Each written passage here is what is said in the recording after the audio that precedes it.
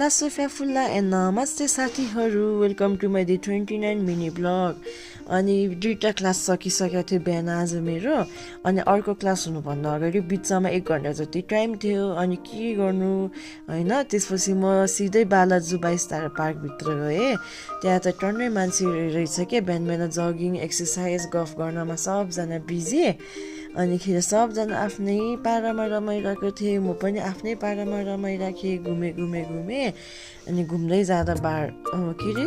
एउटा बाँदर त बसिरहेको रहेछ टुकु टुकु मलाई हेर्दै झन्डैले मोबाइल लगेन है गर्न चाहिँ के गरेन अनि टिकटक बनाएँ